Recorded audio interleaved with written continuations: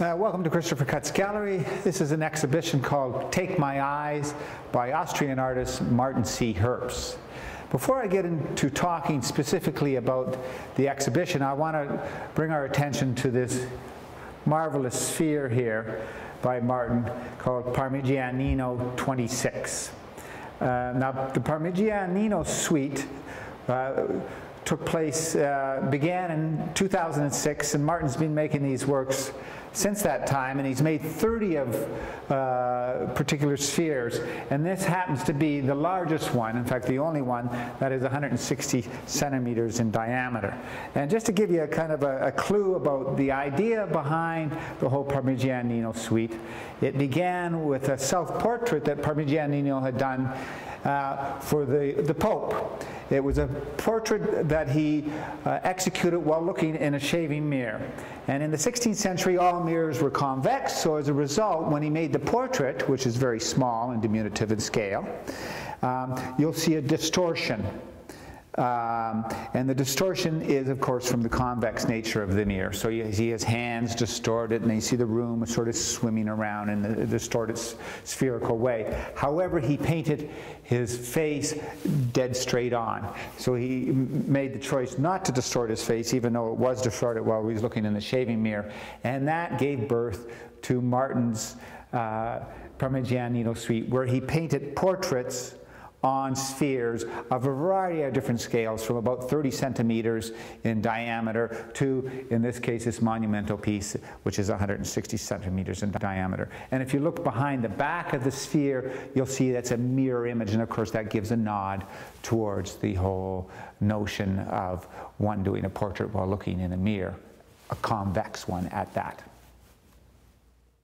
What we're looking at right now is a series of 5 vignettes of the portrait by Diego Velasquez of his assistant Juan de Pareja. Now, what Martin is doing, and the crux behind this exhibition, is that he's taken particular times and he's focused on looking at the portrait and making a painting of such. He is not trying to make a copy of Velasquez portrait. He's just trying to look at it, and as he feels at that moment, make an interpretation of it. The first one was done in 2013, and the next 4 that you see here were done in 2014. And when you see them in a series like this, you can see what a difference we see from each portrait. And the idea behind the Take My Eyes is really all about the subjectivity of seeing. And that we all see things differently. And we all see things differently at different times. And this is what Martin was playing with here. Now let's draw our attention to this particular portrait of Juan de Pareja. This particular one is a little finer in detail. Even though Juan is of Moorish descent, it has almost an aristocratic feel to it. Unlike some of the earlier ones, which are a little bit slightly different and play with the idea of where the portrait is looking out. And you can see here, the last one here is a little bit more finished. This is probably closer to actually Velasquez's portrait. And then if we move over here to a monumental scale, this one for sure is to emphasize the painterliness of the portrait originally done by Velasquez. Also, there's an element of where is the portrait looking? Where is Juan looking?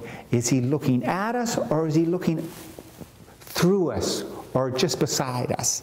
And it looks like in this particular instance that he is looking beside us. And what Martin has done is he's zoomed in, because the actual portrait is a bust level. You'll see the whole bust of Juan. But he's just gone into the face. And in this particular case, he's cut very close to the right eye. And so it almost looks like he's looking around the corner. This is almost like the fulcrum, you know, the left-hand side of the painting. Now, in contrast with these 3/4 views, we can take a look at another portrait, and this is a portrait of Joseph Fiennes, the actor. But here, it's dead center. It's theatrical. Well, he's an actor, of course. He's looking straight out at us, but he's not really. He's kind of looking through us as well. And it's very romantic, because Martin is a romantic. So you see it's sort of mysterious, kind of emerging out of the dark. And I want to draw our attention to one more portrait of Juan, and it's here in a particular body of work which Martin entitles Hidden Treasures. Hidden Treasures is made up of folded aluminum and polished. And if you come over here, you see here, here's a portrait of Juan de Pareja.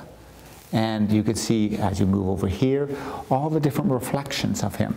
So depending on your angle, you're going to see a different image. And of course, they're different.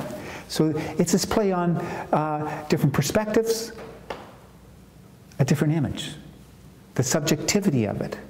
The object is solid, but the way we look at it and interpret it is subjective. That goes with everything. We're now in the North Gallery, and you're looking at a group of paintings which Martin has titled Bella. And as you can see here, they're very rich in color. This is somewhat typical of Martin's painting practices. He is a wonderful colorist. As you can see, they're very rich, seductive paintings. They're painted on aluminum, and then they're encased in epoxy. In this case, you see it's almost a quarter to half an inch of epoxy resin. And what that does is it gives it kind of a, let's say, a sensuous, almost skin-like quality. There's something that's soft about them because you're looking through the resin. You know, in comparison to something like this, you can see that the painting is not, it's much drier feeling, pulled across. Doesn't have that certain, almost sort of fleshy quality that you see with the Bella paintings. It is somewhat reminiscent of encaustic painting, which are very sensuous. With the Bella portraits, it's nobody in particular. Martin got the image from a fashion magazine. He twigged it. He's really made a composite. And what he liked about the approach, and he wanted to make different interpretations of a similar face and motif, is that he knew nothing about the person. And in fact, it really isn't a person. So that gave him the ability to project whatever feelings he had on it. That, once again, that subjectivity. When one looks at them, Martin had mentioned that at the opening, someone would be looking at it and saying, oh, was she almost like a little shy and reserved? Then another person would say, well, she looks very seductive. Another counterpoint is this more traditional portrait, and this is of someone that a famous, another celebrated actor, Vincent Gallo. This is more traditional. It's a rectangular format where the other ones are square. He's done some tweaking. He changed the color of the eyes. I think Vincent Gallo has blue eyes, not green eyes.